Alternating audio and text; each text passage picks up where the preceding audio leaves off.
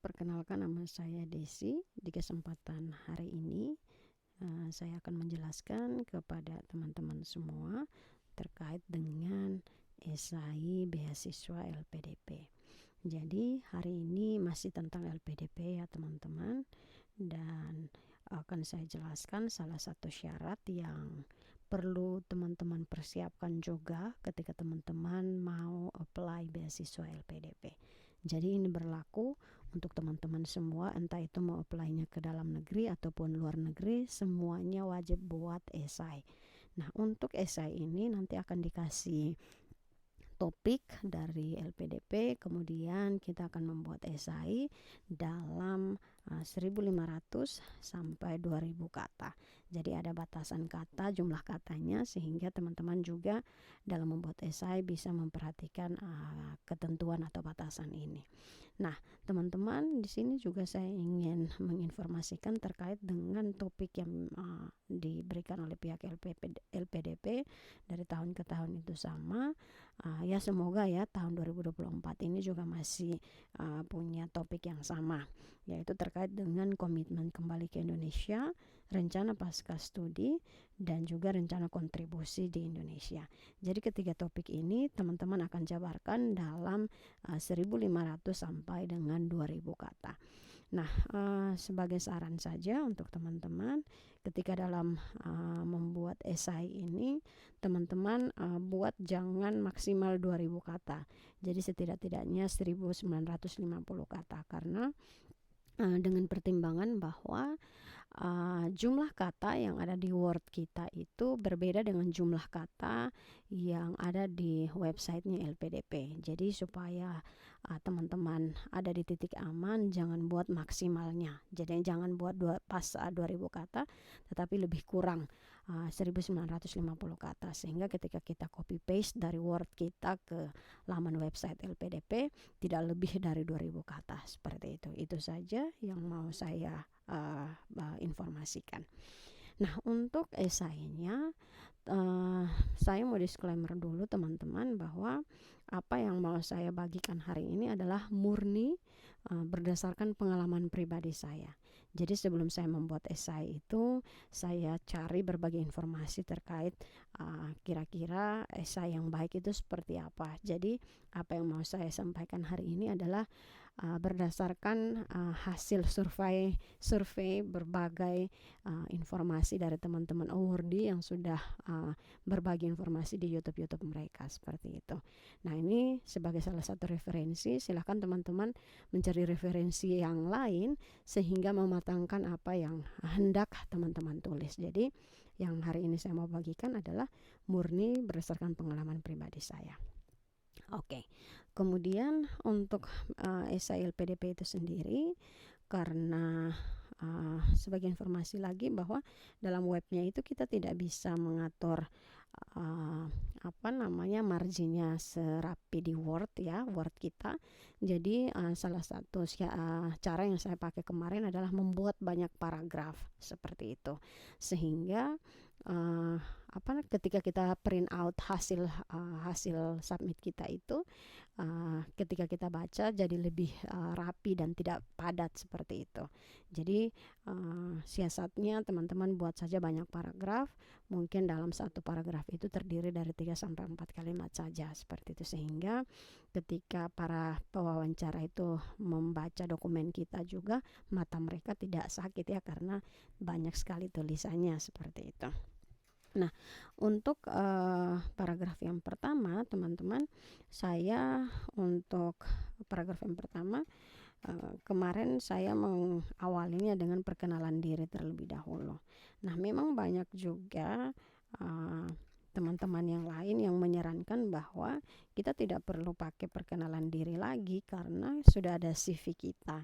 Jadi tahap perkenalan diri ini tidak perlu. Yaitu silakan teman-teman memikirkan kira-kira paragraf pembukanya harus seperti apa. Tetapi kalau untuk pengalaman saya kemarin, saya paragraf pembukanya itu seperkenalan diri. Jadi memperkenalkan nama, kemudian juga asal saya dari mana.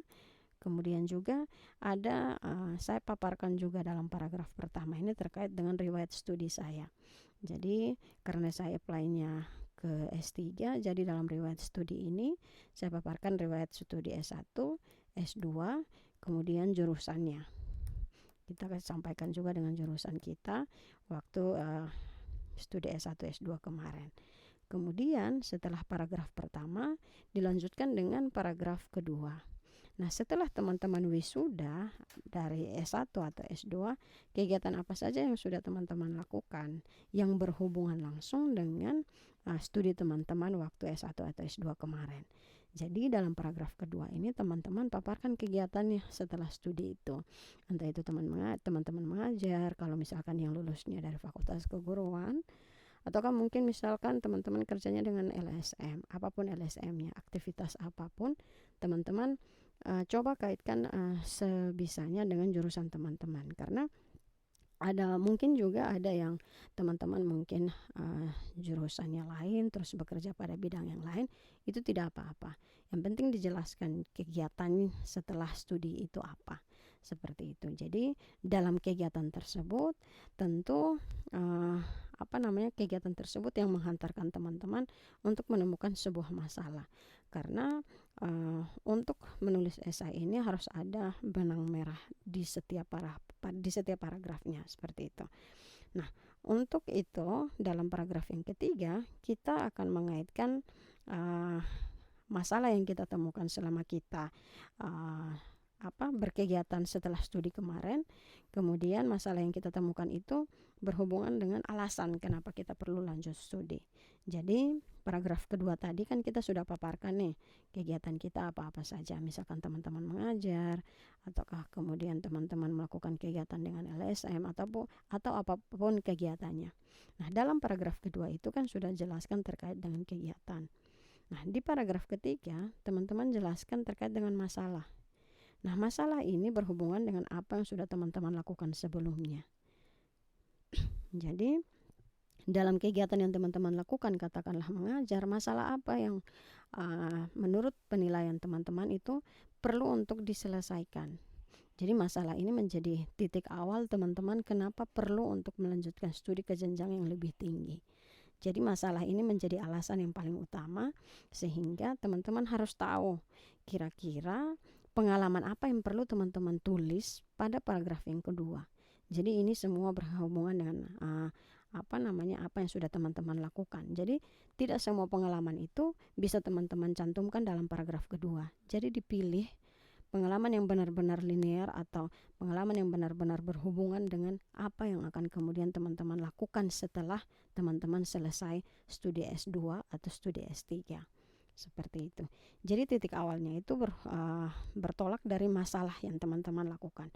Masalahnya itu yang kemudian menjadi alasan teman-teman itu perlu untuk lanjut studi ke tingkat S2 ataupun S3.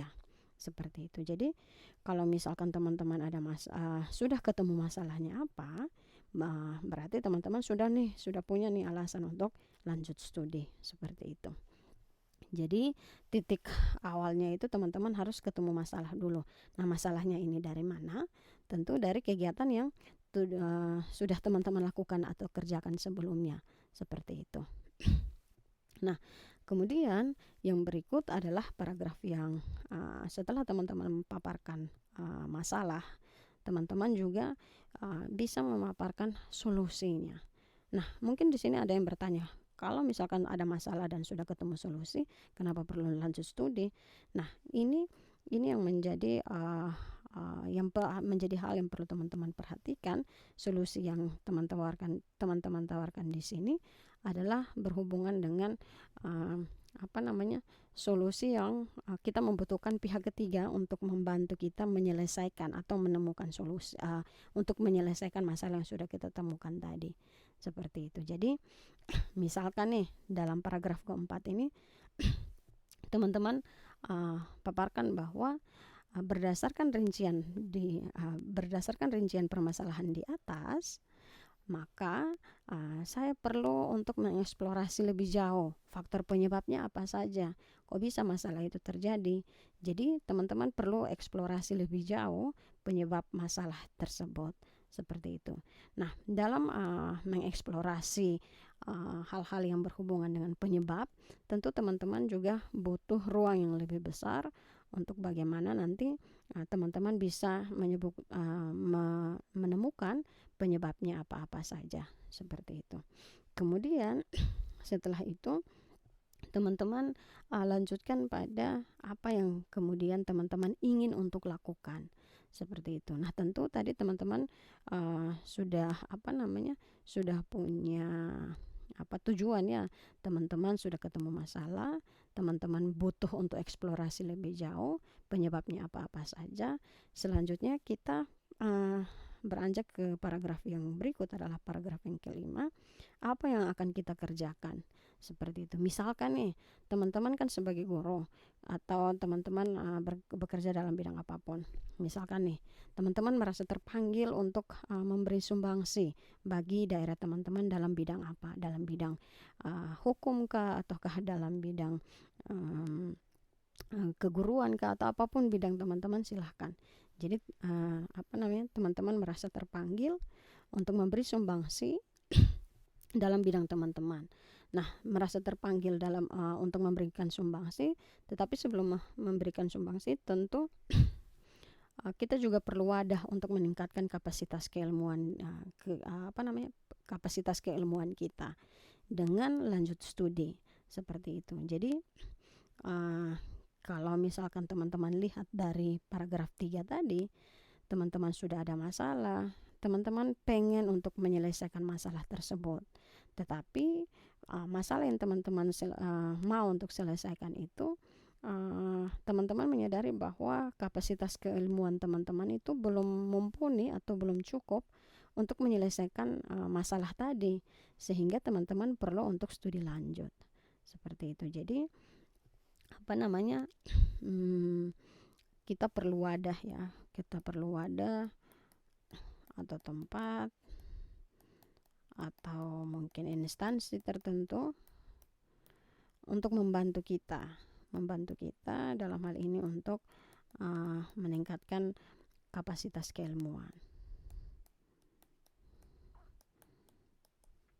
seperti itu. Kapasitas keilmuan. Jadi kapasitas keilmuan ini tentu